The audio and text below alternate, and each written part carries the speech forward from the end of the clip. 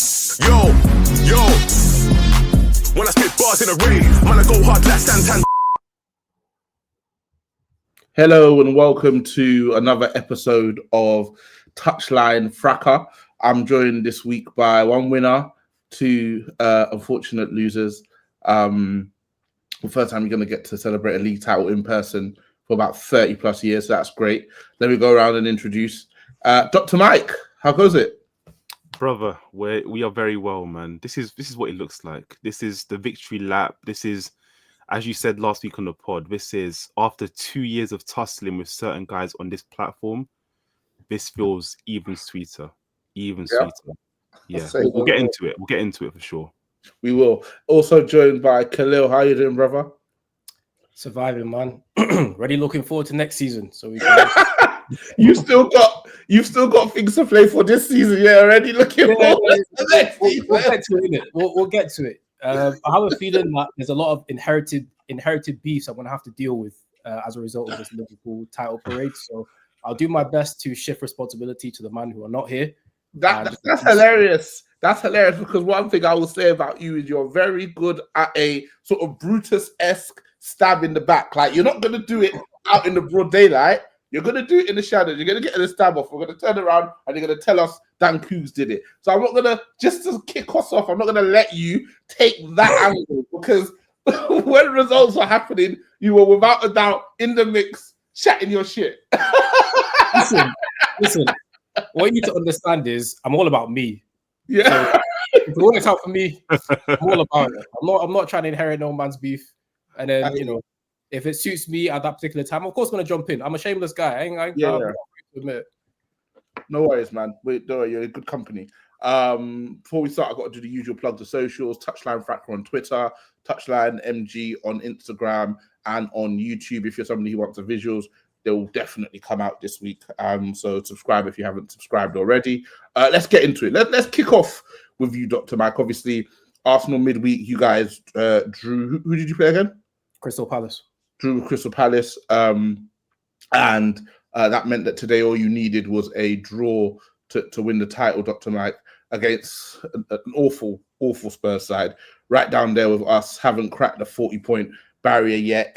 And it's disgraceful, man. It's insane. And we're in May in a few days. How are you feeling going into the game? Just super chilled. I think the vibe I had going into the game was just like, let's have a party. Let's have a party. Let's absolutely hammer Spurs and seal this league title. I think it's been a long time coming.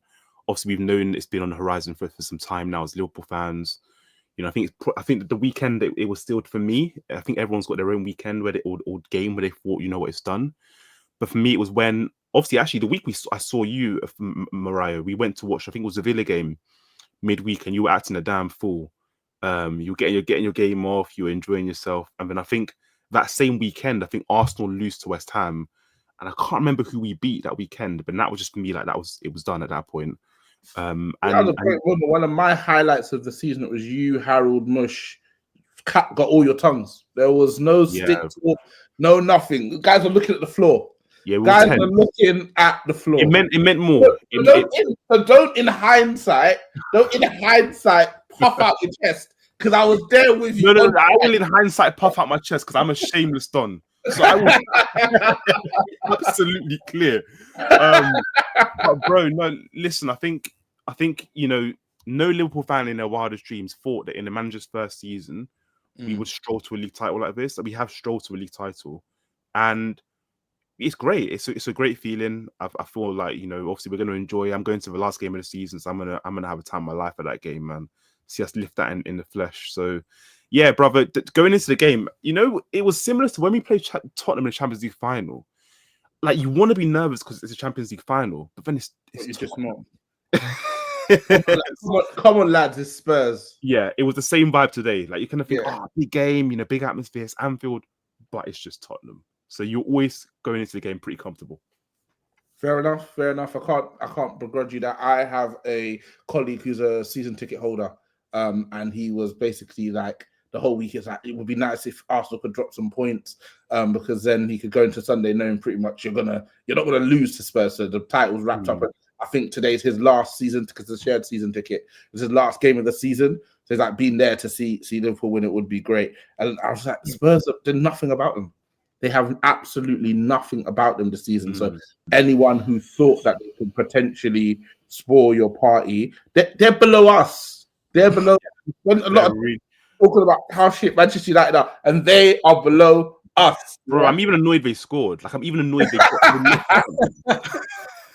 Nah, I think that was good because it kind of just woke you guys up, you know, in a sense that sometimes when you've got these sort of games, there can be a lot of like tense, like you mentioned it last week, players tense, not really playing like their usual selves. Like they like, oh, you had the balls to try and what? You're trying to win? Oh, okay, cool. So when you lean in, when you're playing FIFA and you lean in, let me lock in there. Yeah, basically. What I was also thinking was, you know, when you're younger and you're just like, you're trying your older brother, you're trying your uncle, like you're just poking him, and then he turns around, he smacks you across the head. That's basically what happened when he scored that first goal, because the way Liverpool just dominated that game from then on out, it wasn't even a question that you might weren't going to win. And Tottenham were the perfect team to play in that situation, because you just know, big historical occasion, they're not going to put up any fight whatsoever. They're just going to get blown away. On the line? Yeah. Spurs ain't there. They're not there whatsoever. You knew they were going to fall over and just, so pathetic, so just weak, and all the things that Roy Keane and Neville. That's good. I think you're going to say something potentially more scandalous than I think you remember. I saw in real time. You like just let me in my sentence there. It's just you get the point though. They're pathetic. It's agreed. In my mind, Mike, you may disagree. I don't think there's much to go through. It was a battering. Most of your guys scored. I saw a couple of the goals, but I don't know if there's anything you want to especially call out. Any players you want to call out? Some post-match stuff I wanted to quickly ask you about. But is there anything you want to actually call out from the match itself? Just want to big up McAllister. I think he's, one of those players that we signed a couple of seasons ago in midfield, and he's come in for us and been so important. And today he scores the goal that takes us ahead in the game. Gakpo and Diaz, do you know what? I'm not the biggest fan of either in terms of, I think there's a level we can get to, or a level of attack we can get to that's better than those two. But they've done their jobs this season and scored some important goals, and then they're getting a goal sheet today, on the score sheet again today. Szoboszlai, who again splits opinion, gets 2 assists. So it was one of those games where everyone's getting their game off. Everyone's trying something. Everyone's trying to leave with something. So yeah, bro, happy days. And again, we get to celebrate this league title in the flesh and in person. And I think what I would say is how I'm going to spin it is it's 2 league titles in 5 years. That's how I'm going to spin it. 2 league titles in 5 years. That's not bad. That's what it is. What do you mean how you're going to spin it? It's because some people might look at, well, yeah, it is what it is, isn't it? The reality is the reality. But let's go back to the spin bit, though. Why do you feel you need to spin anything? Just because a couple guys talking spicy on us, man. You're talking spicy on Liverpool, their record, City this, City that. I mean, 2 and 5. 2 and 5. I'm taking that. 2 and 5. Well, 2 and 5 was it 2 and 8? 2 and 5. I split it 2 and 5. You're in 8 title races and you won 2 of them. 2 and 5, bro. For my agenda, let's make it 2 and 30, so I can say we've got 3 and 30. I just quote from Salah, because I think this is something that we kind of discussed towards the end of Klopp's reign. A lot of pushback from you guys. When I say you guys have been the top end Liverpool fans. So Mo Salah to Sky, obviously reputable news source. This is 100% better than last time in 2022, especially with the fans. Now, I don't have to defend much. The tactics are quite different. I said to him, as long as you rest me defensively, I will provide defensively. I'm glad that I did. He listened a lot, and you can see my numbers. What are your thoughts on that? Obviously, Mo's signed a new contract, so he's going to be here for a couple of years. But as an outsider looking in, I can't help but see that as a bar at the previous regime. What are your thoughts? Yeah, look, I think Mo's enjoying himself right now. He's Is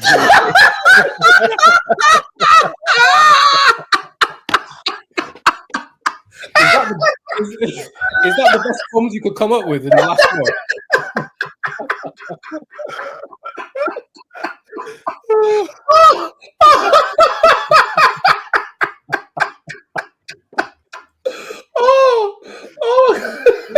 Mo's having a good time, man. He's trying to get his game off.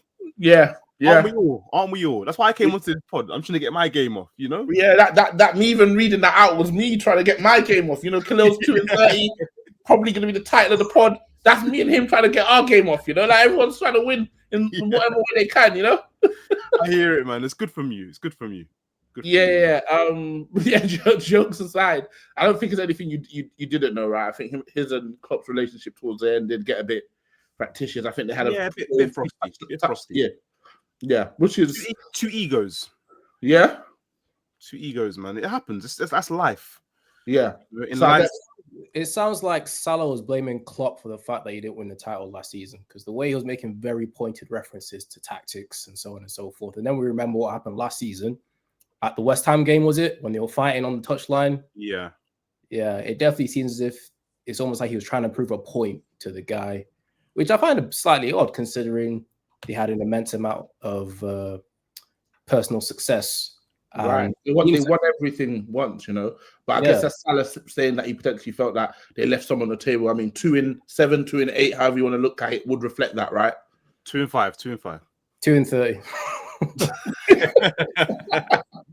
So yeah, Khalil, let me ask Khalil a question, man. How are you guys at Touchy Gooners feeling? Obviously, I know they now go by Touchline Gunners. Yes, please get it right. So every time people come on Touchline Gunners, you don't have to get the legal team in. Touchline Gunners. To me, we're trying to push this rebrand because certain man has sullied the brand a little, so I came to spice it up. Anyway, what's the question? Touchline Gunners, Touchy Gooners, whatever the hell you want to call yourselves. Obviously, there was a lot of talk last season. You know, Mr. Dan Buggs, I put him in a pack now. Sushi Rap got wrapped up. Dr. Lee been packed up. Lou Bob been packed up. Anton, he will get packed up soon. All these guys were talking a lot last season. What's the mood like now in your camp? You know, you were meant to win the league this season, second 3 times in a row now. What's going on at Arsenal Football Club, brother? What's going on? Well, first of all, as a man, I find it very difficult to talk about other men's feelings. So I think it's best if you direct your concerns straight at them, and they can properly articulate how they're feeling. Me, on the other hand, I don't know if you've seen, I sacrificed some trees in the Amazon to make this picture behind my back. I asked Grok to create an image of Mikel Arteta with blood on his hands. So as you can see, the blood on his hands is a symbol for how the season has gone so far. Now, obviously, we've got the Champions League, and the Champions League can change this blood to, gold. But at this point in time, of course, there's disappointment that Liverpool won the title so easily. And again, there are various reasons as to why that happened, but they all lead back to the same conclusion, which is immense disappointment. When we came into this season, we generally thought that City would fall off, which they did, and that would leave a nice red carpet for Arsenal to come and set up a parade in North London. But unfortunately, for various reasons, that did not happen, which I don't know if we're going to get into now. We're going to get into a Patreon episode of Touchline Gunners. Be subscribed, £2 a month, and we can get into the more nitty-gritty of why this happened. But I got to give credit to Liverpool. From sort of the first few games of the season when I watched you guys play, I thought you were good. Like I wasn't one of the people who subscribed to the notion that Liverpool are just going to fall off.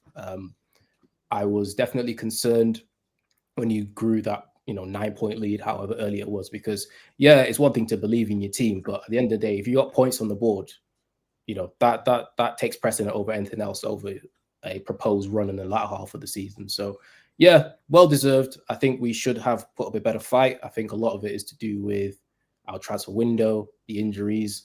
And I'm surprised you haven't given a shout out to PGMOL. Howard Webb, if I end up in heaven and I see you there, I know I'm in hell. So combination of those 3 things, I think, lead us to where we are today, which is Liverpool celebrating a well-deserved title. So, congratulations.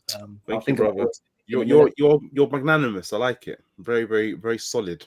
I'm glad you think I'm magnanimous, because I think I'm really shameless. But anyway, I'll take that. I can't believe you bought that crap, to be honest. Listen, I'll take it. I'll take it, man. I'll take it. The one thing that's keeping me alive is, and I'm sure we'll talk about, is the Champions League. Because we were in the Champions League, and all that chat is deleted. Like, we'll talk different conversations. Yeah, we'll talk on it, bro. We'll talk on it. Yeah, we definitely will. Let's quickly just skim over this weekend's games, Premier League, then FA Cup. So obviously Manchester United played another game on Sunday, which what does that mean? Another game we didn't win. So we were away at Bournemouth. Amorim had said, like, off the back of the win against Lyon, that he'd be using the young gunners in the Premier League because the focus is the Europa League. So when I saw the lineup, I wasn't as infused. I was expecting to see some of the younger guys who we'd been hearing quite a bit about coming through the academy, but it was pretty much the first team. Obviously, the attack is Fredbear. It was not Ahmad. There's my Freudian slip. It was Højlund, Bruno, and Garnacho in the front three. Dallow's out for the season now, which is a shame because he's actually playing the best he's played in a while. Mazraoui and Dorgu at wing back with Mainu, Casemiro, and then Yoro, Maguire, and Luke Shaw. Semenyo scored a really good goal, kind of what we've been seeing him do all season, smash the ball into the back of the net. They lost Evanilson to a red, which I don't know if I would have given it, but I ain't gonna be. He slipped, didn't he? Yeah, I ain't. I would have. I actually think it's a red, because let me explain it. I think I get he slipped, but at the end of the day, if you have caused significant, I agree. Player, then even if it was an accident or not, you still done it. You should done. Yeah, agreed. There was a red. Rashford got in the Champions League last season.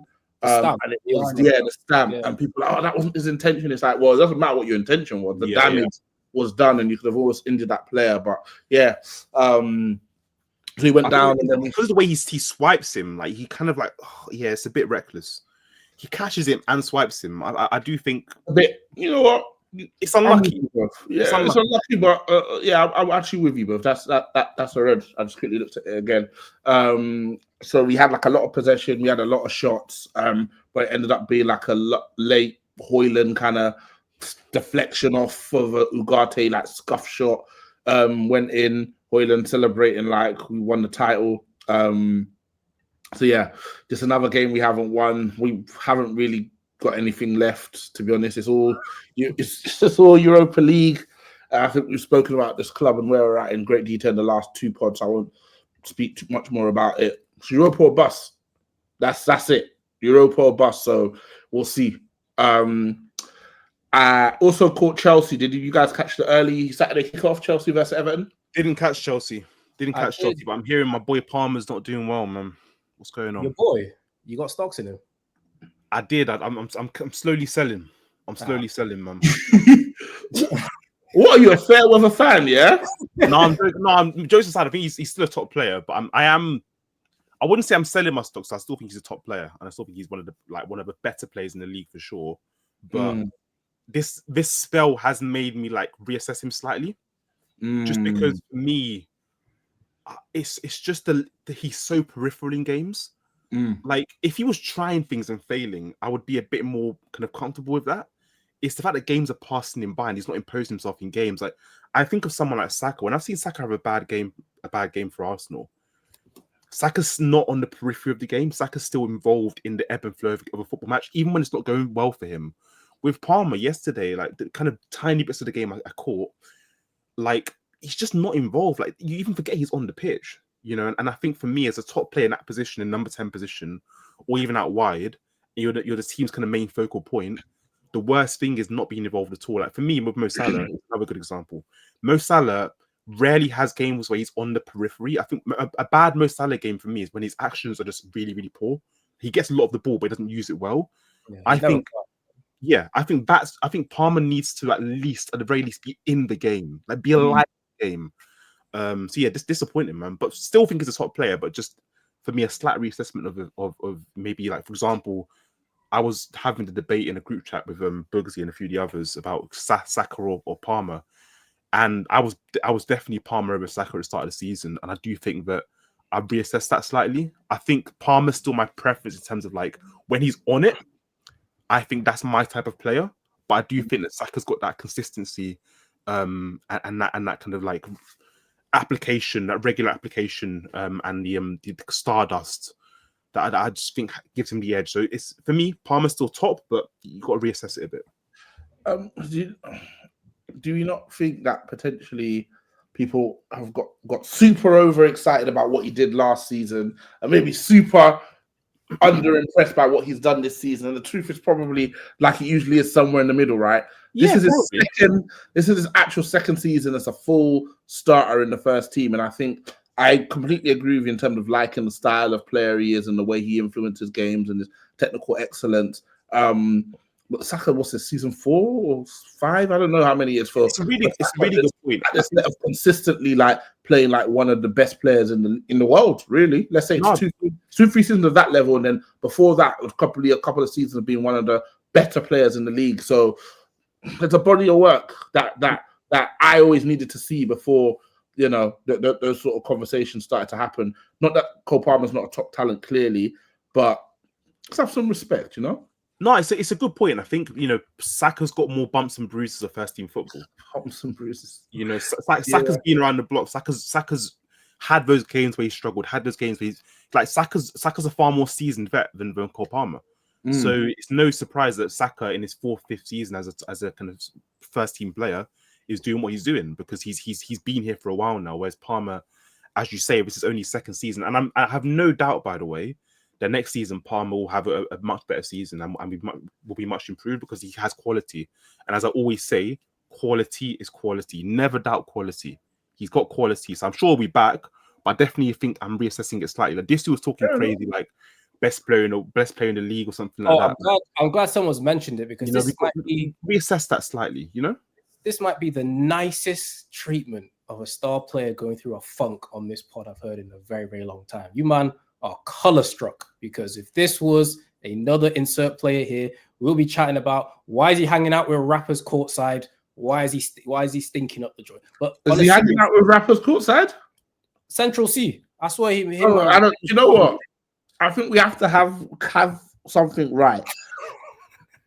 Manchester United, Arsenal. Those are the needle movers. That is the core beef of this network. Yeah, I mean, that's not Manchester United or Arsenal. It's a beef, but it's a side dish. Sweet potato mash with your steak. You know? That's so steady. 20 titles, European Cups, steady, brother. If Cole Palmer was pulling this stuff up at United or Arsenal, yes, Khalil, you're right. Every single week on the pod, it would be getting mentioned. Plays for Chelsea.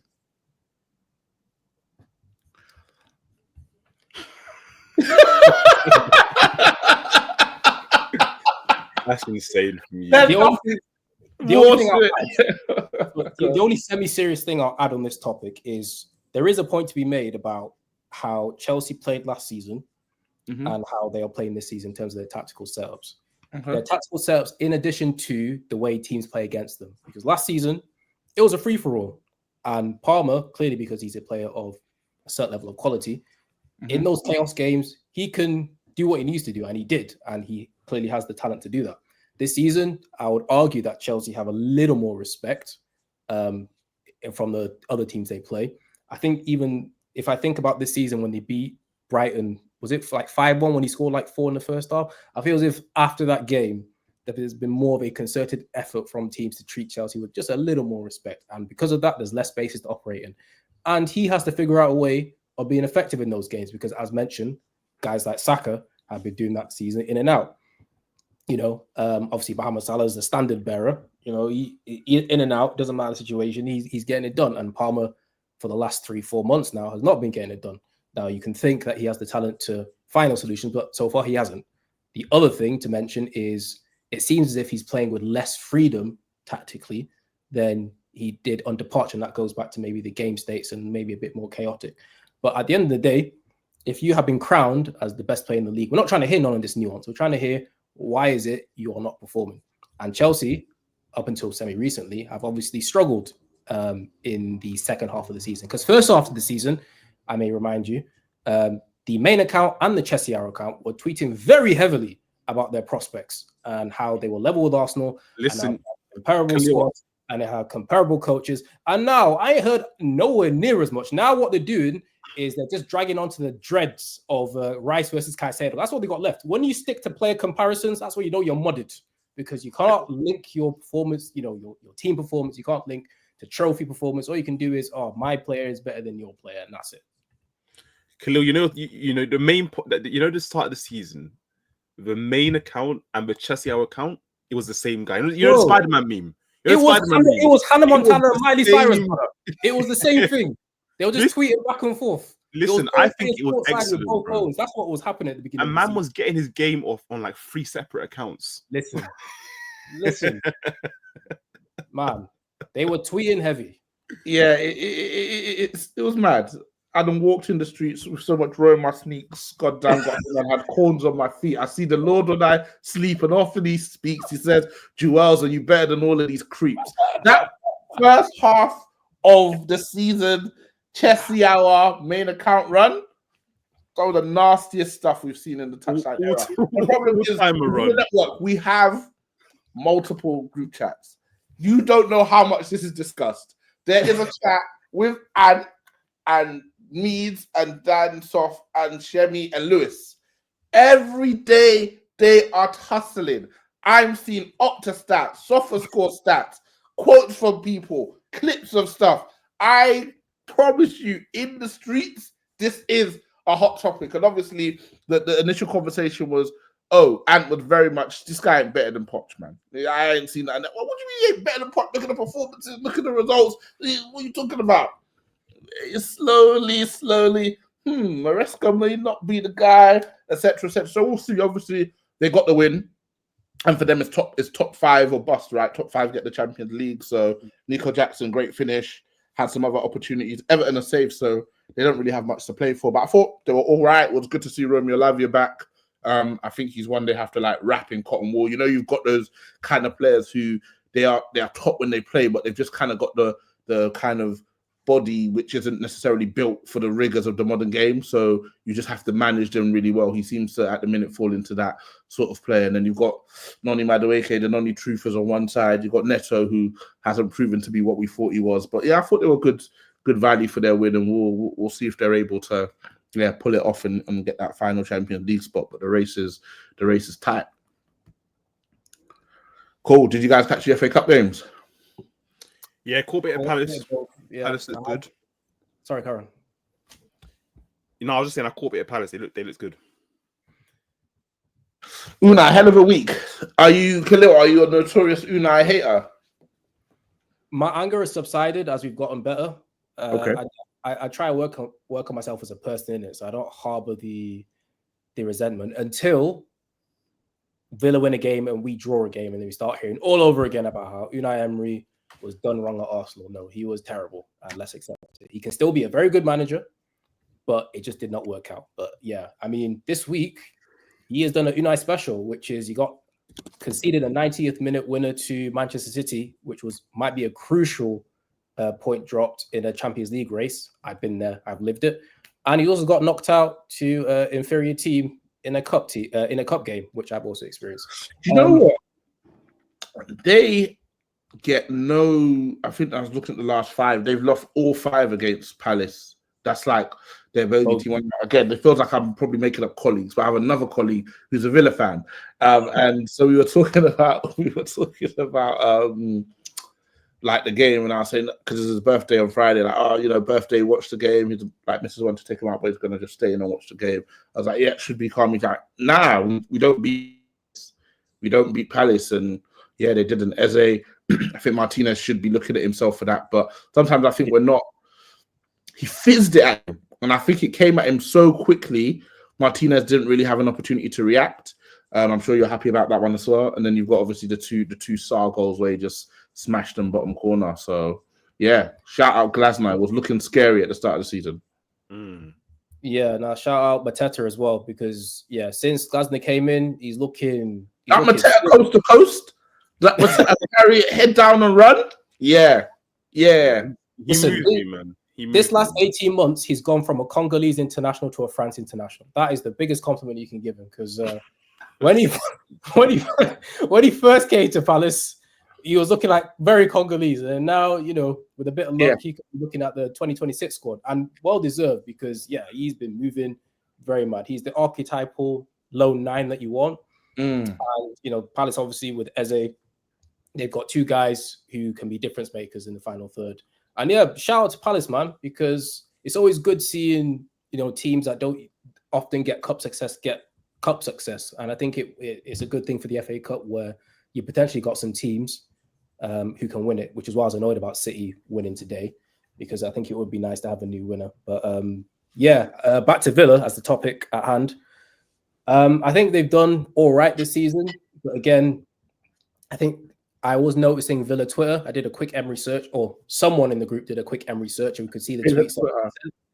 Yeah, they were not happy with the tactical setup. They were not happy about how this week has been handled. And again, it just feels like the Emery Abbey experience, which is situationally he can be very good, and he clearly has a CV that is very, very good. So I've never been of the camp that he's a shit manager. Like, it's just that in our situation, it didn't work, and he has clear flaws, and they do tend to crop up every now and again. So, Villa regroup, and Rashford.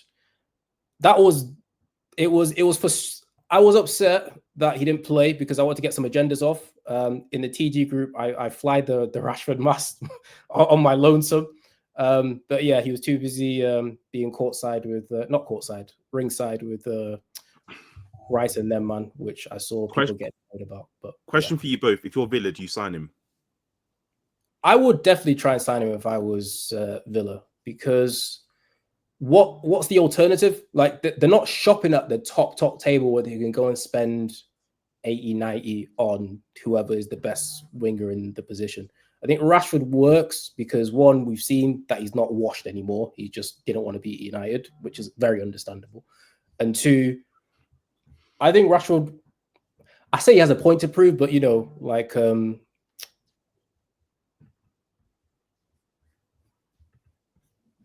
there? Yeah. You said I think he has a point to prove, and then you stopped. So I thought it was another case of you catching yourself mid-sentence. It was because, being in Birmingham full time is different to being in Birmingham, for 2 months or 3 months of the year, especially if you live near Broad Street, like Rashford and Broad Street. That combo get a little bit sticky at times. But yeah, I think they should try and sign him. I don't think it makes sense for him to go back to United. I think it's a very toxic relationship. And the way United are... I need my 60 mil. Let's hit the free agency. Yeah, I don't want Villa to sign him. I'm going to need him to hit the market. Someone's going to come for Rashford. I'm going to need that pure profit, my boys. And who's going to come for Rashford if it's not Villa? Because... a few teams. He's done well enough. He's got himself back in the shop window. I mean, between the wages and the transfer fee, you're going to take your 40 and be happy with it, because I don't see... No, I'm telling you right now, I'm not going to take my 40 and I'm not going to be happy with it. I will tell you that. Because if Villa can't afford those wages, you are. I think this is the time when maybe someone in Rashford's camp needs to sit him down and be like, hey, if you want to play at the top table, you're going to have to donate some of your wages back to the club, because... That second leg against PSG, that little cameo, that's enough. That's enough for the masses. We're sending that tape to continental Europe. I'm telling you, you're coming back with offers. I'm telling you guys, you're coming back with... And with the tagline, they would have won if they kept him on. That's it. That is it, bro. I'm telling you. We're back, baby.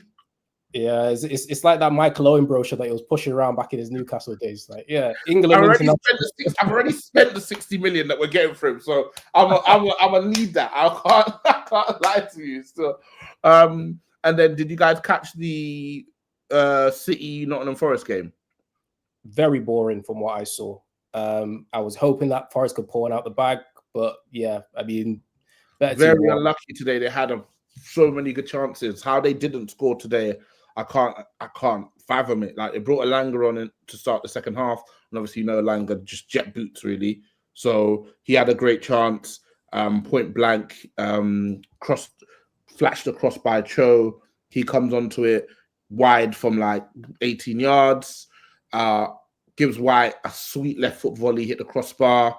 Gibbs White had another chance where Vardio back pass kind of got blocked. He got there before the keeper, ran around the keeper, hit the other post. There was a header that Gibbs White missed. Somebody else. They're very, very unlucky to not get a goal and put City under more pressure. But I think at this point, Pepper's like steady the ship. They're probably going on win it now. And that's what you do, man. Even in the down season, try to pick up a trophy, Yeah. Quality, I'm trying not to miss something. Yeah. So I'm trying not to bring attention to the fact that City, United, Spurs, Liverpool, Newcastle, Chelsea could all win trophies this season. So Oh, we're aware, brother. We are aware. This week is D-Day. Like, bro, I've already booked off annual leave. Like, I need. You're all in. You're all in. I told my manager, if you need me managing any projects in that week, bro, you got to shift the deadlines a little bit more, man. But make Microsoft projects work a little bit different. Put a little week in where we can, talk about contingencies. Yeah, like I am all the way in, because if I'm not, then what else have I got, man? Like, I've got nothing left. Like, I really need this to work out. Like, yeah, that's a nice little segue. Let's segue to the big game this weekend. First leg, Champions League. Is it at yours or is it at theirs? Nah, PSG. How are you feeling going into this? Because obviously, I know Ant well, so I know he's probably been in the Touchline Gunners chat, tussling with you guys about if you should be favourites, expectations, etc., etc.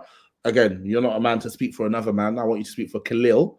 What are your thoughts going into this game? It's going to be a difficult game, but I can't lie, I will be disappointed if we do not go through. And that's not because I think they're food. Clearly, PSG are a very good team. It's going to be a hell of a battle. And as you've seen already, they have experience playing English teams in very high octane environments. And maybe previous PSG teams would have crumbled, but they managed to hang on. So I do think there's something to be said that this is a different incarnation of PSG in comparison to what previous years have been. I think everyone has highlighted their midfield. Vitinha, João Neves, they're able to dominate possession. But I think at this stage of the tournament, it's about matchups, and I think we match up really well. I think everyone knows how our physical prowess is and how we're able to dominate set pieces and duels and situations in games. This is kind of what I'm leaning on. We need to bench press that midfield and then come away with a win in the first leg. I would have preferred the first leg to be at Arsenal. We saw how the Madrid game went. I think we're able to set the tone, and then we won the game in the first leg. Really, I think. Bro, the first leg is at Arsenal. Well, I thought it was at PSG. No, I see that was at Arsenal, bro. Oh, sorry, I'm pushing misinformation then. Yeah, I think. Yeah, I mean, I'd be happy with that. Has that completely recalibrated your thoughts on the tie? No. I think it. So you're winning. So in your mind, you're winning at home, regardless. Yeah. Okay. I think also if in the scenario that I was playing out, that we go to PSG and we don't pick up a result, we come back, as we have seen this season, we definitely struggle at times to break down a team when we're chasing a game. And as we know, we have very strong defensive instincts across this team. So I feel very much more comfortable sort of defending a lead or having a neutral game state over having to chase. And I know we played PSG earlier on in the season and we won in a slightly different team, but I do think that does help a little, just having that exposure to the sort of team they're playing against. So yeah, it's like a 51-49 game. So if PSG come out and win, it's not a surprise. I will be very disappointed though, especially after the high of the Madrid games. Most people didn't give us a chance. I was confident that we could at least get a result in the first game. Did not expect it to turn out the way it did and be so emphatic. But after making such a huge stride against, the dominant team in Europe, it does feel like not getting through to the final at minimum would be very disappointing. And if we were to get through to the final, I would prefer to play Barcelona over Inter, because I think Inter are the best team to actually remain in the competition. I think they're so difficult to play against, for one. I think that they have mastered the ability to play in multiple game states, whether they're chasing, whether they're defending the lead, the way that they're able to play with three at the back and shift between systems. And even though I do not rate Lautaro Martinez, the numbers sort of speak for themselves at this point. I'm not going to pretend like he hasn't bagged 1,000,001 goals. Now, I'm hoping that because the Champions League final is obviously a nationally televised game, that he does what he usually does and stinks up the place. But it feels a bit risky just to be hoping that. So, yeah, I would prefer to play Barcelona. I think there are more opportunities to get at them, even with their immense forward talent. And yeah, I mean, like I said, PSG is going to be a very difficult game, but I would be disappointed if we don't go through. Fair.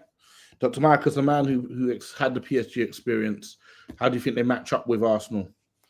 I think Arsenal is the sort of side that can frustrate them, to be honest with you. And the way Arsenal play and approach games, Arsenal are quite happy to sit in and to suffer. And they Arsenal's block and they kind of mid and low block, the shape's really strong. And Arsenal have shown this season in the Champions League, but on a counter attack they can hurt teams.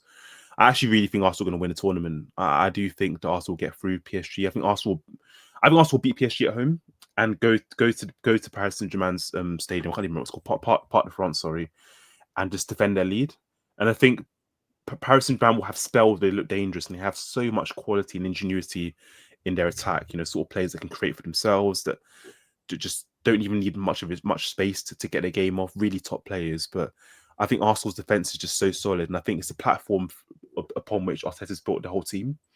And I think that's going to be the thing that sets them apart from PSG, because I think there'll be times when PSG need to suffer well, but Arsenal probably have them penned in. And I trust Arsenal in those periods where Arsenal need to suffer. I think Arsenal will do a better job of suffering and keeping PSG at arm's length. So I think Arsenal probably win at 2-0 at the Emirates, you know, for straight PSG, and then obviously PSG chasing the game. And I just think that suits Arsenal so much. So I think, like Khalil says, the way the tie's fallen, because Arsenal play at home first, I think other teams in Europe actually prefer having the home leg second. So they like you know, maybe keeping it kind of tight in the first leg away from home and then going and sealing it away from home. I think Arsenal is sort of side, but really love defending a lead. They love it. I think the manager loves defending and sitting into a lead. And I think that's what they're going to do. And I think in a final, again, if I'm Arsenal, I would probably rather play Barcelona, because I've watched a lot of Barcelona this season because of Yamal. Because I basically want to watch as much of Yamal as possible, because I just think he's excellent. And they're such a naive side. Like, I think it says a lot about Madrid and the Spanish league in general that, you know, Barcelona look head and shoulders above most teams in Spain, because I think they're a really good team. But like, compared to our top teams, I'm not sure they're much better than our top teams. I think if we played them in the final, I'd actually back us, and I think I'd back Arsenal in the final against Barcelona. So I think Arsenal want to avoid Inter Milan in the final, because I think Inter Milan give me kind of like really street smart, you know, kind of nasty vibes. The sort of team that just get it done and know how to win. So yeah, I think Arsenal, you know, fans should be really kind of buoyant, because I think you've got a really big chance, and it feels like the first time in years that the semi-final has been this open, where you can get any combination. Like, I think Arsenal will win the tournament, but it wouldn't surprise me if, you know, PSG beat them, for example. It wouldn't surprise me if Barcelona beat Inter Milan. Like, you can get any combination, because I think so you're saying the last four, they can all win it. All of them can win it. Yeah, I would have Arsenal as the favourites, because I think they've got the most complete side in terms of the balance between defence and attack. So when you look at Barcelona, the attack is peak. The defense is not peak. The defense is not peak at all. Inter Milan probably lack a bit of stardust, I think, compared to maybe what Arsenal have with Saka. And who the other team in there? PSG, I think, it's just a bit naive. I think it's a bit naive at times, but it's going to be fun, man. It's going to be fun to see. But I'm really hoping one of PSG, Inter, or Barca got something for you, because that Arsenal joy, it's not. You know what's funny is I was talking to a United fan, Shock, and he was saying about you know, if Arsenal win the Champions League, it's not even that big deal, because it ain't got like a massive fan base. I'm like, listen, if Arsenal win the Champions League, Sadiq Khan might have to lock off London. It is gonna get mad. So I have mentally prepared to be there, and all you Peckham Reds, right, hiding in the shadows. Tell me where I find you, bro. Hiding in the shadows while we celebrate. But yeah. Finally win the Champions League. How old your club? 200 years old. You love reminding us, man. Listen, you got nothing left. if those are the bars you go with, you got nothing left, and that feels. I said you haven't even won it yet. I'm saying if you win it, you're finally winning. Let's worry about winning it first, bro. Let's cross that hurdle. Then you can start flexing. You're flexing potential Champions Leagues. Listen, a man can dream. A man can dream, my brother. You're mute, Mike. You're on mute. You're still on mute. You're on mute, bro. We can't hear you. Yeah, this is the powers that be. But the other thing I was going to say, whatever you were going to say, we ain't trying to hear it. What are you going to say? I was going to say you're flexing expected Champions Leagues, bro. XCLs. Hey, listen, bro. You know what we specialize in? We specialize in tables that got nothing to do with the final table at the end of the season. We do XG tables, XCO, XA tables, that table. We do anything that's not a league table with us at the top. When you do calendar year to calendar year, you are always top, but then you kept finishing fourth. I didn't fucking understand it. How are they top from Jan to December, but in both tables they're fourth? Like, how are you doing it, bro? Listen, the propaganda is top notch. Just pay us a consultancy fee. You can get your PR up. I think the last thing to say about the PSG match, what makes me confident, is our fullbacks, because PSG strength are in their wingers, and they are very good. We've seen Kvaratskhelia, we've seen Doué, we've seen Barcola, we've seen Dembele. They are very peak 1v1. And I feel as if we've got a selection of fullbacks, if fit, that really deal with that threat well from a physical matchup. They're good from a standing start. They can do foot races.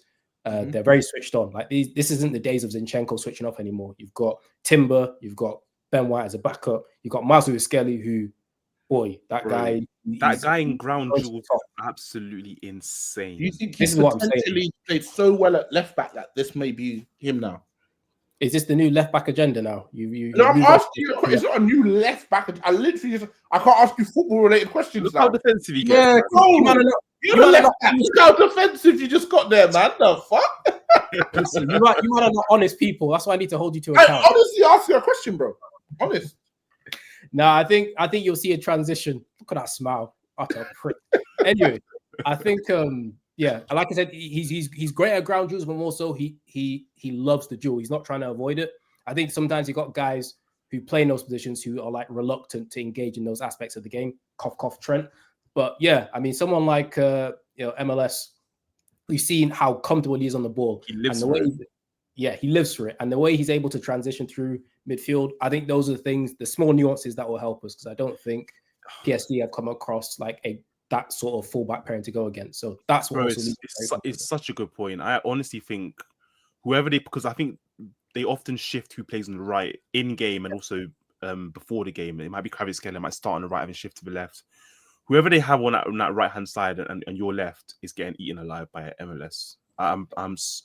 That kid, like I always say I'm in a group chat with Sushi and Bugs. Whenever he plays, that kid is like, he's proper. Like he's the one Arsenal kid I'm like, no, that is a proper prospect. Him and Manieri, like that's what it looks like. Unfortunately, that's what it looks like. Yeah, and I know this is where you're probably going to clip up this 2 minutes of propaganda if we end up losing the first leg, but let's hold off until there's a spectacle, man. Relax, bro. Act like you've been here before, brother. Spot on, brother. You know, act like you've been here before. You know me too well, bro. I've already written down a timestamp. Nasty guy. Anyway, I wish you the best in all your endeavors. Inshallah. Game of Thrones. I wish you were in the wars to come, or whatever they say. Cool. Let's get into our award section. Unless there was anything you guys wanted to cover. No. Just quickly, you did a very masterful job of moving on from the mess that is Manchester United. We've spoken about it in depth. 1.15 points per game this entire season. Like, I hope people. I mean, we could do the math. We haven't got 40 points, and we're almost in May, so none of that surprises me. No, I think we've gone into depth about us the last couple of pods, and do you want to qualify for the Champions League next season? We need the money. So you don't care about getting. We need the money to fund the rebuilds. Oh, okay, right. Because all the people have got left now is that the players that he's wedded to this formation, but the players that he's trying to use to play this formation cannot play it. Therefore, we need to bring in the players with the skill set to play the formation, and the performances and the results will immediately improve. The only way to do that is to have the money to buy said players. How confident I am in that whole thing? Questionable. I don't think you go from struggling to make 40 points in May to top 4. I think what's probably more likely is maybe a 15, 20 point increase if all goes well. So that brings you to that 8th sort of region, and then a bit more money, and then you buy a few more players. So we'll see. But I only want to be in the CL for the money, just to be clear. And the hope is we should be able to finish in the top, 24 to get to the playoff, like the knockout playoff round thing. So that's another game at home, bit more gate receipt. So listen, man, it's all about. You care about the outcome. You just care about the gate result. It's quite literally money motivated. Like, we're obviously not going to do any damage in the Champions League. So we'll see, man. This has been beyond the wildest dreams of how bad it's could have possibly gone. And everyone's so calm. Oh no, he just needs the players. The players are shit. They're not this shit. They are not. They're bad, but they're not this bad. There's still hundreds of millions worth of players in that squad by fee anyway. How much it cost in a redraft, I don't know, but still, they are not. We don't have 40 points in May. Bad. It's insane.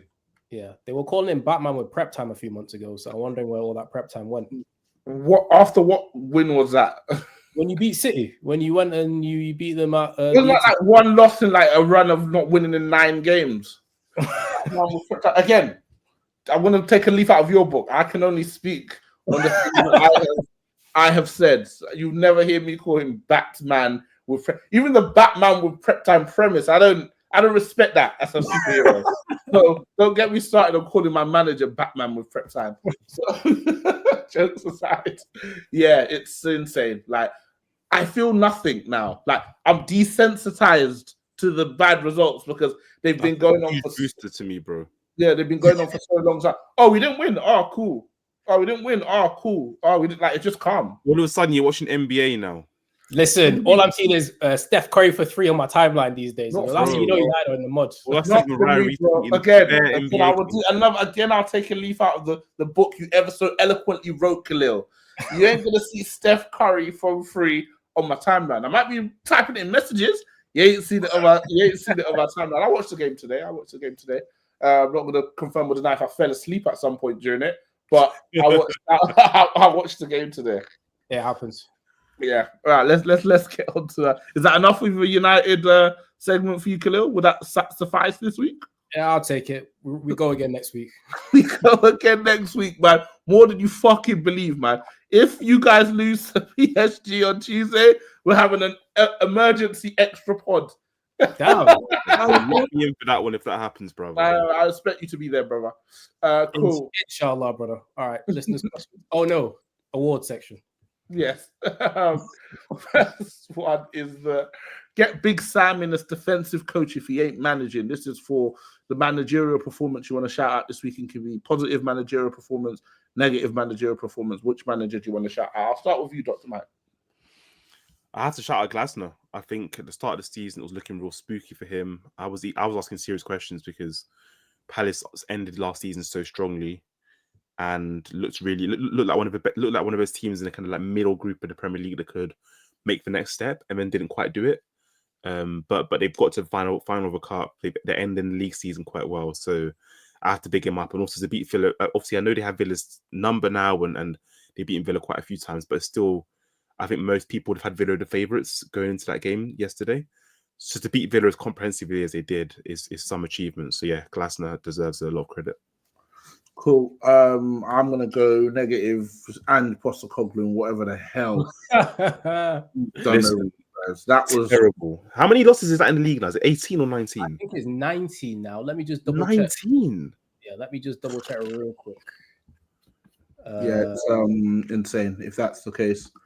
Yeah, Tottenham also had 19 losses, 11 wins, 4 draws. That is insane. Scored 62, conceded 56. Yeah, somehow still in the positive goal difference. That's impressive. I'll give him that. But yeah, just horrible. Like people are talking about, I'm still people say Andrew's got to go. The guy was out months ago. Like when the manager's out, like the post-game press conferences, they're not mincing their words, they're beefing the fans. But yeah, I knew they weren't gonna win today, but that was atrocious. And they've obviously still got Europa League to play for too. Khalil, who's your get Big Simon as defensive coach if he ain't managing award winner this week? You've taken some of my nominations already, so I'll probably have to go. Graham Potter. He gave me a chuckle with his post-game interview where he said, "I'm a human being. I have feelings, you know." It's like that's how you know a man is just. Oh God, what happened? What happened? Now, basically, someone asked him. Obviously West Ham's form has been crap. And then he was like, "Yeah, I'm not a robot. I'm a human being. I've got feelings." I was like, "Yeah, that's how you know." Bro, that's what the money's for. Yeah, so they conceded a last-minute winner at his old stomping. Yeah, they scored they were 2-1 in the 88th minute or something. Yeah. So yeah, I'd go with him. I think if you weren't so crap, I think maybe there'd be more chat about West Ham and how bad they've been. When they sacked their manager and brought a new one and you're expecting to see like an uplift. £100, yeah, they didn't get that. And then separate to that, I would say the 3 relegated teams. I mean, I don't know if I can attribute it to managerial performance, but yeah, Ruud van Nistelrooy, the guy at Southampton that I can't remember what his name was, the guy before him. Listen, you have stunk up the joint so bad. And when my dictatorship comes into full force, any team that's a yo-yo club, for 2 seasons, you get a 5-year ban from the Premier League. Go away, fix up your ideas, come back with something new. Let some other teams come up and give it a try. Because the way these guys keep coming back, getting slapped and go back again, it's very boring. And we need to do something different about it. Fair, cool.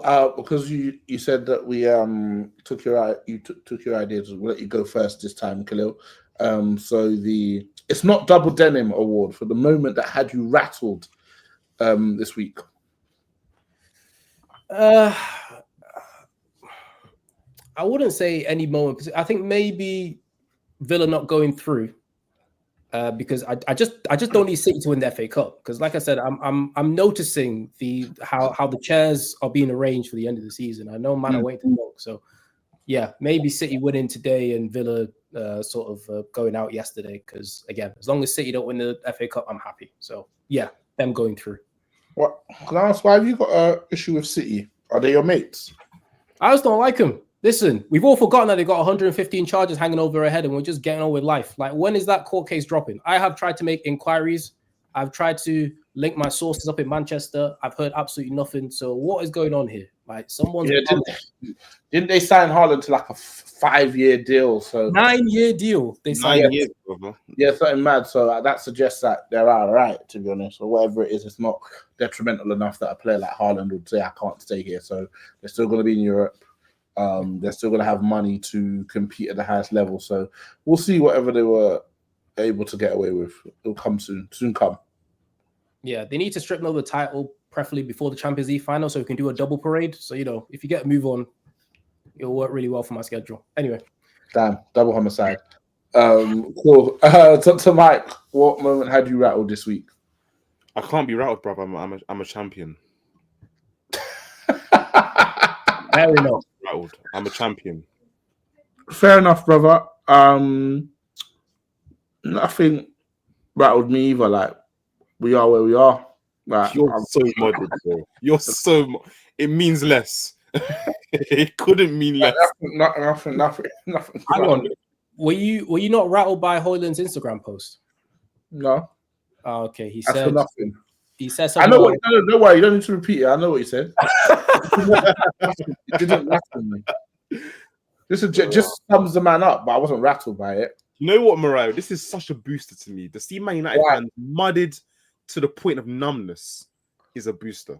Yeah, there was a time when we won to the point of numbness. So, all things perfectly balanced. What'd you say? That's why this is a booster, bro. No, I'm trying to tell you, I can exist in both. I can thrive in both. I'm glad you're thriving in this. Let me put it that way. You expect crash outs, you never get them here.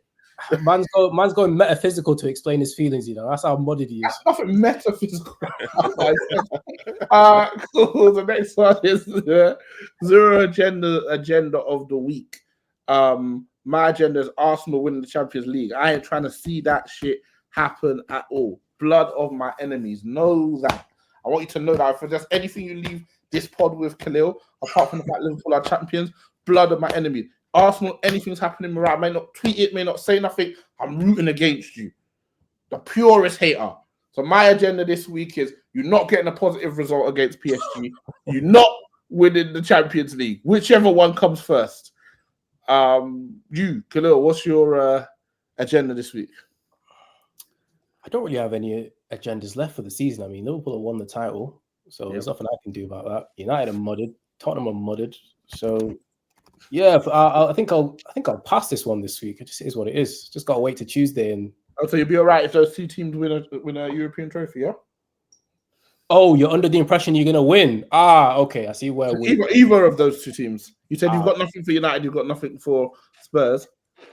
Yeah, I mean, if you win the Europa League, you get smashed in the Champions League next season, and then Amorim gets sacked because he's had a bad start to the season. So, like, there's no route to sacked. Surely, whoever comes is not going to be worse.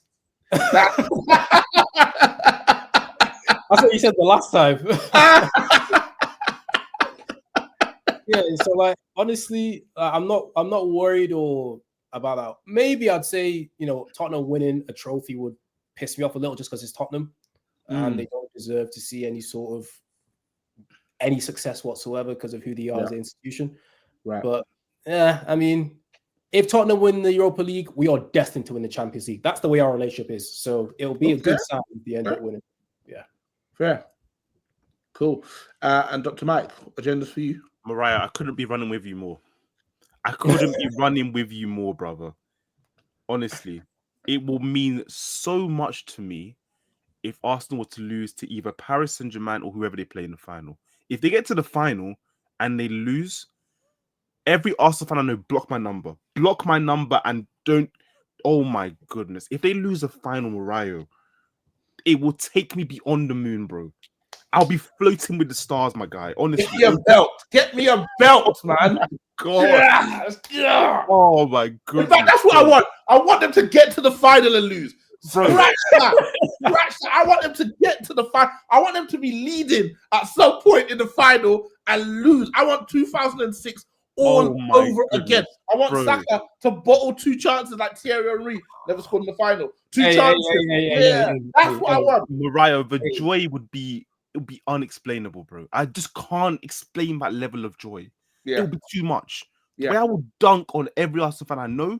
My goodness. I know that's the last thing tempering your chat this season, because they can still turn around and win a champion. And if they win the Champions League, the season has been an unmitigated success. That's the last thing we're all waiting for. That's the last thing you guys have got. That's the last thing you guys have got. Let's go, man. Let's fucking go. Yes. Bro, lock in, man. I'm running with you. Bro. Let's lock in, CLs, bro. Expected CLs. We are fucking right there, bro. Woo! Oh, man. Just seeing your desperation is a booster for me, because we just want history. We just want history to repeat itself. Everything that's happened in the history of football, Arsenal not win the Champions League. That's what we're asking for. One more time. Yeah, I hear that. And the reason why you're so desperate is because you know what will happen. You'll be happy. I don't want you to be happy. I don't seek your happiness. So that is what I don't want. Well, you know what? I don't seek the happiness of you or the Touchline Gunners franchise. I don't seek it. That's it. Simple as, bro. No other issues, no other thought. I don't seek upon GL champions. You remember when Rick Ross shouted out the pairs, and then there was like, Rick Ross gave us a shout out, and it's all pouring champagne. I don't want to see none of that from Touchline Gunners. I want to see people questioning Arteta by the end of the season. Because that Real Madrid time, tweet 20 times.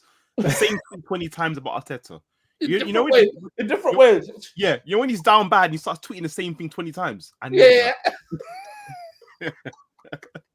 I did a damn fool. Cool. And the last one is so I know I have talent. Underrated player of the week. So this is across the world. What player you want to shout out? You feel is underrated? I'll start with you, Khalil. Mentioned him already, but Mateta. Yeah, okay. I mean, he's moved up levels, and I'm a fan of how he plays. So yeah, give him a shout out. And it also works towards my Havertz agenda, that I can pick up another guy in the league who is performing respectively, and Havertz is not. So works perfectly fine for me. Yeah, two birds with one stone. Exactly. My aim is amazing. Let's go. Yeah. And how about you, Dr. Mike? Adam Wharton. Okay. That is a quality footballer. The way he receives it quickly on the half turn, fizzes it through the lines, off both feet. And the key thing for me, the reason why I think this guy's going to be a really top player, is because I feel like every pass has a message. Every pass is to the right player's foot. You love this type of chat, man. Listen, he's talking. When he's passing. Yeah, that's it. That's a crap you love to say. He's talking with his passes. He's talking. You know, you told me he was talking with their passes, went to Real Madrid. Trent, he talks to you with his passes. He's talking, bro. Listen, let me give him a game off. Adam Wharton, that is what it looks like. And also, I want to dunk on a few of the copying boys who were laughing at me for suggesting him last summer. Look now. Always just wait sometimes. Just trust me. I know what I'm doing, man. Fair. Underrated player this week. It's a tough one. I didn't watch too much football, to be honest with you. Yeah, I'm gonna skip this week. Probably, I think it's a struggle for me to come up with somebody I think is underrated. So suggest an NBA player, man. You bozo. That was good. Touche. Jalen Brunson, the New York Knicks. The New York Knicks backers. Yeah. Yeah, good from You know, underrated Conor Ben. Ha! That's my underrated player of the week. I thought he was going to get stopped, and he took it to 12. He showed that he has a lot of heart. That's my underrated player this week. Yeah, how's that work? Real men scrapping in that one. Got to give him Real men, bro. Heart. Just bus. All right, let's finish up with some listeners' questions. Oh, sorry. I'm going to have to interrupt. My apologies. You asked me a question before about what had me most rattled. I can't believe I missed this out. I'm going to bring it up one more time. Thomas Partey getting a new contract. Bloody hell. I was in the plane when the plane hit the tower. That's how I felt. When I saw that Ornstein bumper, yeah. End it all. Oh, my God. Yeah, I cannot believe I forgot that moment already. So, yeah, sorry. I had to get that in. And you're not happy with Thomas Partey?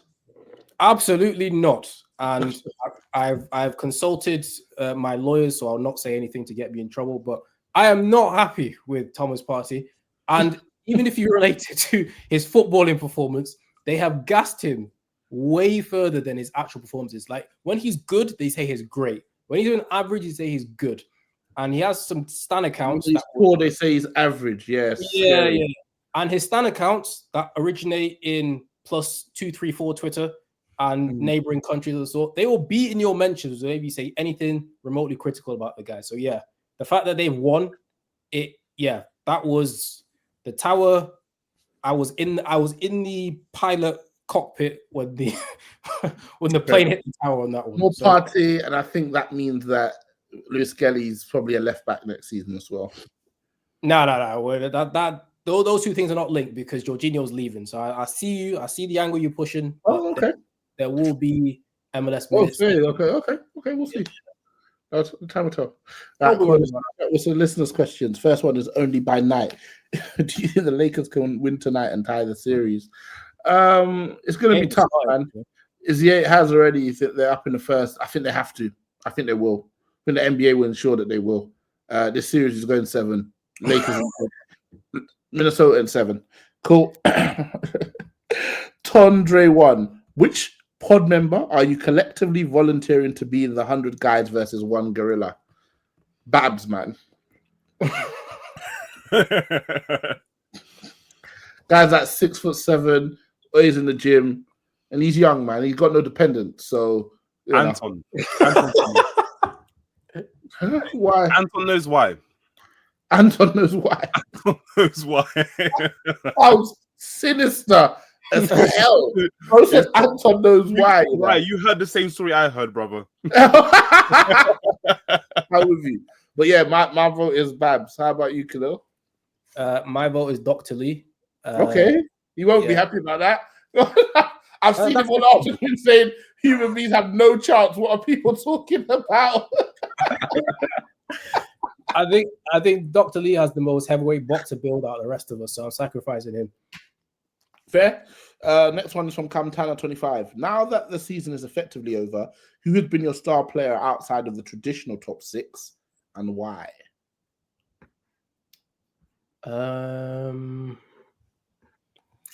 Great question. So we're talking about everybody outside of Liverpool, Arsenal, City, Chelsea, and United. For me, I'd say Tielemans. I'll say Tielemans. Ooh, Tielemans a good shot. I'm going to say Isak. Yeah, I was going to say Isak as well. Yeah, Tielemans. Gibbs White's another one, been good. Yeah, fair. Cool. Yeah, there's some decent names there. Next one is my question riffs off the pick attached. The pick attached says, it's from somebody called AFC James. It's not a coincidence that Palmer, Foden, and Odegaard are struggling for output at the same time.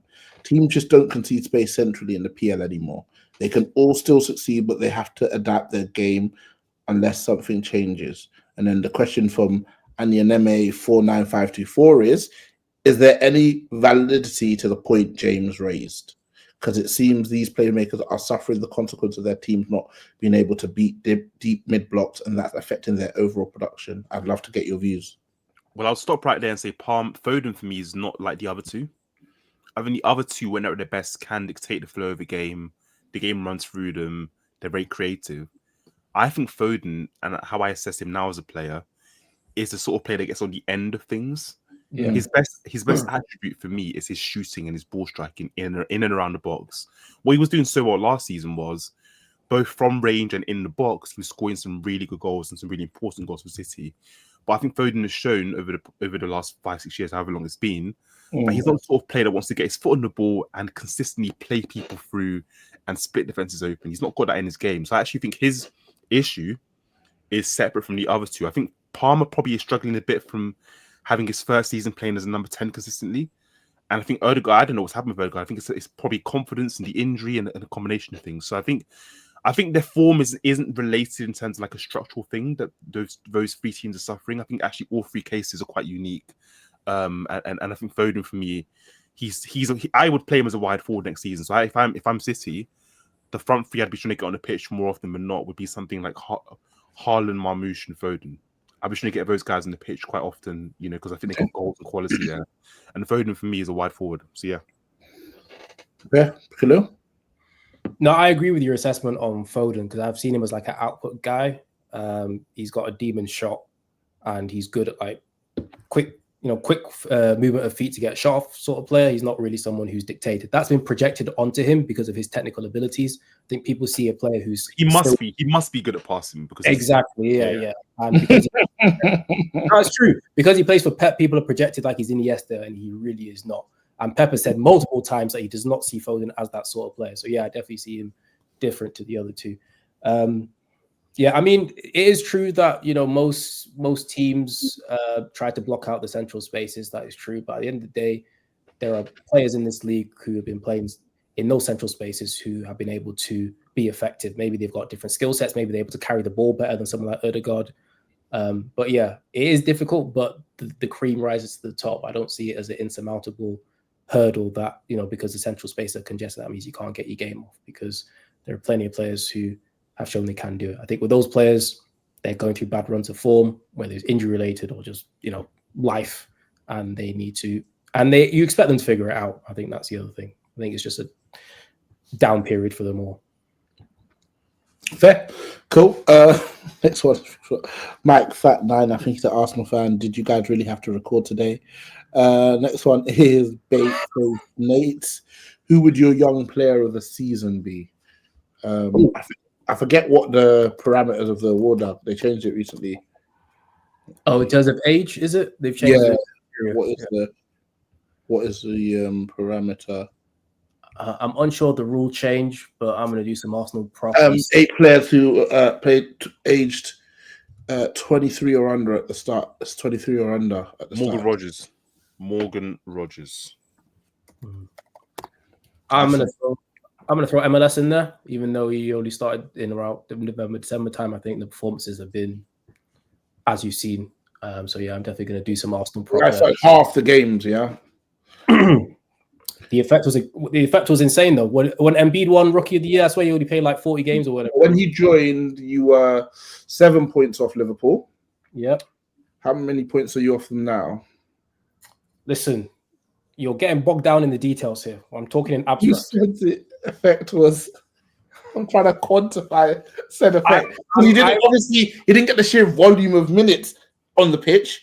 So then I then look at maybe it's based on like your performances and therefore how well you played with him joining. But the gap between you and who you were in the title race with increased when he joined the team. So I'm trying to understand. I'm not necessarily questioning said inclusion. I'm just trying to understand. So when the listeners hear Miles Lewis-Skelly, they can also understand. Well, what I'll say to the listeners is please watch the games and watch how he performs in the game as opposed to the final score at the end.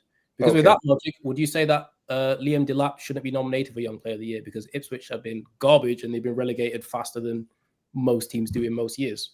No, I wouldn't. But then he's a player who scored double figures in the Premier League in a team that's in a relegation battle who barely gets any chances. So that's different because I didn't use the parameters you used to put Lewis Skelly in to put Liam Delap in there. I'm answering based on the parameters you used for Lewis Skelly. I was just asking. He doesn't have the volume of minutes that Delap has played. Delap played the whole season, so where guys played like been a starter half the season, and his team's kind of But you're a very nasty host. I hope you know that. Not at all. This is what gets people going. I'm asking questions, you're giving answers. As long as you can answer, then it's good. And I think you gave a fair reasoning for why we should still keep him in there. I can't disagree with that. So I think Rodgers, Delap, Lewis Skelly. Is there anyone else you guys would put in there? Baleba? Yeah, Baleba's in there. Yeah, potentially. Bournemouth. I don't know if Semenyo fits in that. Oyster 25 years. He's a good 25 years, bro. He's a grown-ass man. Hudson, that everyone's raving about. Yeah, I'd have him in there. The centre back at Bournemouth. I don't know if I'm pronouncing his name right. Oh, Hudson. Yeah, fair. Yeah, That's a good shout. Yeah. Anyone else? Kirkes? Is Kirkes young enough? He's 22. He definitely is. Are you just throwing Bournemouth players at me now? Yeah, but they've done well, man. Oh, you want them both in, yeah? Yeah, but both in the running for sure. No, cool. All right, anyone else? Yeah, that's really it for me. That's it. Fair enough. That's a pretty solid list. Cool. Next one is from Rafi_P. I thought he was asking another question, but who are the 24-25 Premier League champions? I like it. That's your burner account, obviously. Yeah, that was me, man. You got me. we go again.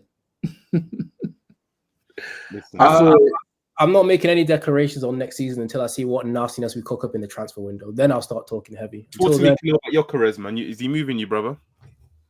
You know the meme of Eddie Murphy when he's like nodding slowly and he's like convincing himself. Yeah. It's gonna be all right. That's me with the that's me with Gyökeres, because for me, Isak has been the guy that I've rated for very. Can you afford, bro?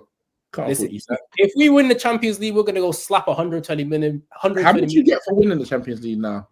You get bare money. You get like 100 million just getting past the last 16. I think it's crazy money. Yeah, I think it's 85 for being in it. Then yeah, fair. I mean, maybe even getting to the finals enough to justify that outlay. Are you selling anyone this summer? Players that we don't want. Yeah. I mean, who? That's how it works. Obviously, it will be played. That's usually the parameters of who you sell. I meant I thought you were implying that we cannot hold on to our best players. So I'll just clarify. Not everything is an. Who hurt you? Listen, who hurt you? Man, you know what it is. Who hurt you? Down, man. You know what it is, right? Morayo and Disu, they're like. I'm not as bad as Disu, man.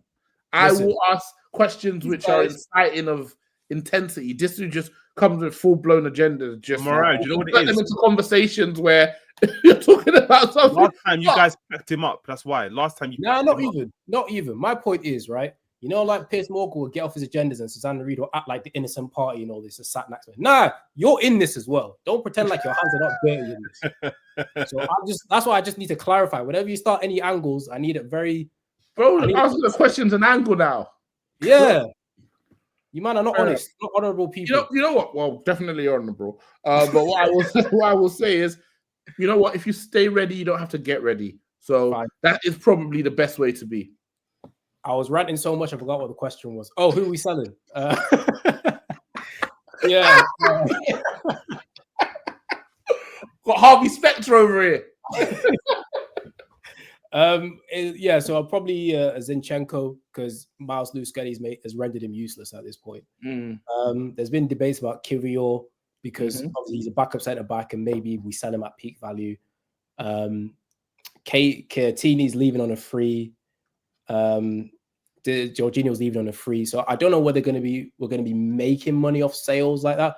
And there's like guys who have been on loan, like Lokonga and like Tavares, but they're not going to bring in huge amounts of money. I think this is definitely a season where we're expecting heavy investment with not much return, but the return will be like a title win.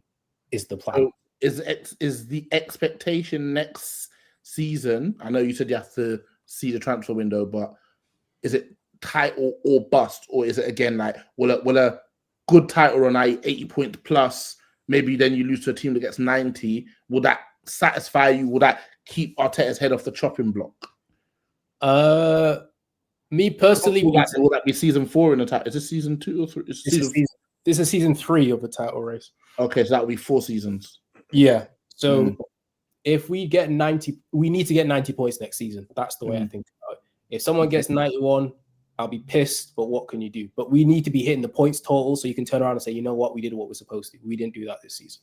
So last season, 89 points, most easy winning it. City obviously won it. But yeah, for me, I don't want to be here anything about we don't have strikers, we don't have wingers, we had injuries, blah, blah, blah. Like, if you ain't winning after your fourth go around, you're probably not going to win it. But that's different to what the club think, because the club will think we've got Champions League football. So what's the big complaint about? But for me personally, yeah, we need to be hitting 90 points next season. And then it's going to go one of two ways for Arteta, I think. I think he's either going to go win Champions League, God forbid. If he does, then he's probably got a job for life. Like, let's be real. So, even if we don't win the title next season, it'll be he's won the Champions League. And I think I understand it. I'm not necessarily a fan of it, but yeah, I can hear that logic slightly. I think that either that happens or he's gone in December. After winning a Champions League? No. If you don't win it, Oh, okay, right. If you don't win Champions League, I feel like he's got the club by the proverbial ball. No, I think the club love him because he's guaranteeing Champions League football, and that's the main barometer for what the owners think of success. The fans, obviously, I think because if you look at when we started investing money under Arteta, it's when we fully fell out of like the top four race, and we were 8th and we were languishing. That's when they started investing in back-to-back seasons. Now that we're back in the top 4, you saw what happened in January. We didn't invest. They didn't feel as if they wanted to take that risk. I mean, that doesn't really give the impression that, that's a club that's willing to go all in to a certain extent.